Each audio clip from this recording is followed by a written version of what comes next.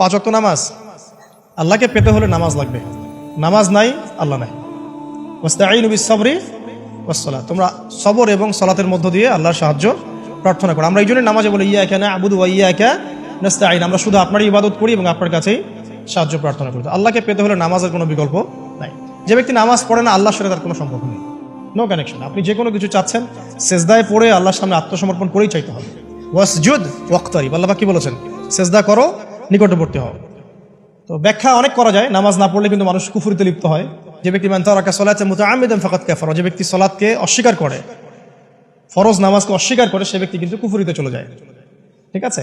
তারপরে বাইনা রাজুলি ওয়া বাইনা শিরকি ওয়াল কুফরি তারকুস সালাহ, একজন মুমিন বান্দা এবং অমুসলিমদের মধ্যে পার্থক্যই নামাজ।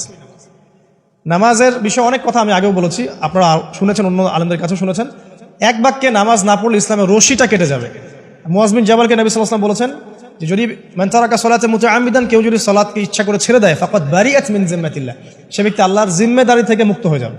তার উপর আল্লাহর কোনো জিম্মাদারি নাই, আল্লাহর নিরাপত্তা জিম্মাদারি থেকে সে মুক্ত। তো 5 ওয়াক্ত নামাজ আল্লাহ পাক আমাদের সবাইকে জামাতের সাথে পড়ার তৌফিক দান করুন। এর পাশাপাশি নফল নামাজ বাড়িয়ে দেওয়ার তৌফিক দান করুন, এবং স্পেশালি তাহাজ্জুদের নামাজ যদি পারেন, 2 রাকাত হলেও নিয়মিত তাহাজ্জুদের নামাজ পড়ার তৌফিক আল্লাহ পাক আমাদেরকে দান করুন। আর নামাজের বাহ্যিকতা নিয়ে এত বেশি ঝগড়ায় যাবেন না।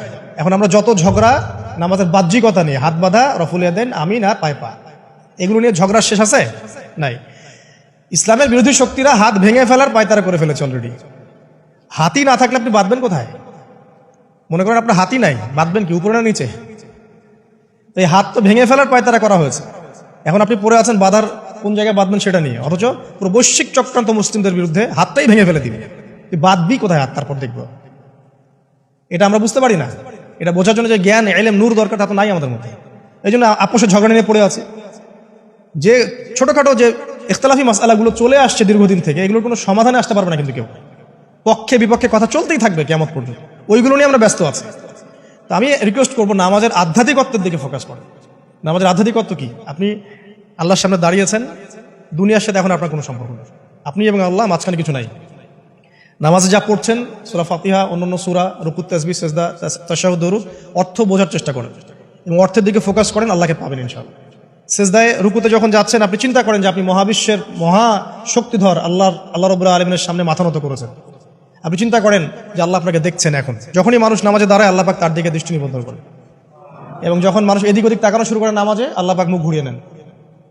হ্যাঁ, নামাজে ওই যে আমরা যে ডিজিটাল নামাজ পড়ি না, এখন ডিজিটাল মানে 4 রাকাত নামাজ 4 মিনিটে শেষ। এক রুকু করলে সেজদা পাওয়া যায় না, সেজদার তাসবিহ পড়লে আবার এদিকে দেখা যায় যে দ্বিতীয় সেজদায় চলে গেছে অলরেডি ওঠার আগে। অনেক ক্ষেত্রে ইমাম সাহেবরাও খুব দ্রুত নামাজ পড়ান, অনেক দ্রুত পড়ান। এত দ্রুত নামাজ পড়াবেন কেন? নামাজ জামাতে পড়লে সংক্ষিপ্ত করতে বলা হয়েছে, কিন্তু এত দ্রুত তো পড়তে বলা হয়নি। এখনো দেখবেন মক্কা মদিনায় গিয়ে নামাজ দেখবেন, মাশাআল্লাহ, নামাজটা তাদের মাশাআল্লাহ, এটার প্রশংসা না করলে হকা দেওয়া হবে। নামাজটা অসাধারণ, ধীর স্থিরভাবে। ফজরের নামাজ 20 মিনিট, 15 মিনিট, 20 মিনিট পড়াচ্ছে নামাজ, রিল্যাক্স। নামাজে দাঁড়ালে চমৎকার তেলাওয়াত হচ্ছে, আপনি ভুলে যাচ্ছেন নিজেকে। তেলাওয়াত হবে চমৎকার, এবং সবচেয়ে ভালো যিনি তেলাওয়াত করতে পারেন তাকে নামাজে দিতে হবে। রিল্যাক্সে নামাজ পড়বে। ক্ষেত্র বিশেষে আপনি শর্ট করতে পারেন, কিন্তু সবসময় কেন আমরা 4 রাকাত নামাজ 3 মিনিটে শেষ করে দিব? আবার নামাজের পর দোয়াটা হবে লম্বা, অথচ নামাজটাই ছিল দোয়া, নামাজটাই কিন্তু দোয়া। এখন সেজদায় আমরা যদি কান্নাকাটি করতে না শিখি, আল্লাহর সামনে আমি মাথা নত করেছি, এখানে নিজের মনের যত আবেগ, আকুতি, দোয়া, এগুলো আল্লাহর সামনে ঢেলে না দিতে পারি, এই দোয়া কালাম না শিখি, তাহলে তো নামাজের আধ্যাত্মিকত্ব অর্জন হলো না। সাহাবীরা কেমন করে নামাজ পড়তেন যে নামাজ পড়ার পরেও তাদের গা থেকে তীর বের করা যায়? কিভাবে তারা নামাজ পড়তেন? তাহলে নবী সাল্লাল্লাহু আলাইহি ওয়াসাল্লাম কিভাবে নামাজ পড়তেন যে নামাজ পড়ার ফলে তার পা মোবারক ফুলে যাইত? 1 রাকাতে তিনি 4 পারা কোরআন তেলাওয়াত করতে পারলেন কিভাবে? তো তাদের নামাজ আর আমাদের নামাজ, আল্লাহ রাব্বুল আলামিন তার রাসূলের মাধ্যমে একটা হাদিসে জানিয়েছেন যে এমনও অনেক নামাজি আছে, নাউযুবিল্লাহ, আল্লাহ পাক আমাদেরকে তাদের অন্তর্ভুক্ত না করুন, যে নামাজ পড়ার পরে আল্লাহ রাব্বুল আলামিন এই নামাজটাকে ওই নামাজের মুখের উপর নিক্ষেপ করে দেয়, তোমার নামাজের আমার কোনো দরকার নেই। আল্লাহ পাক আমাদেরকে হেফাজত করুন।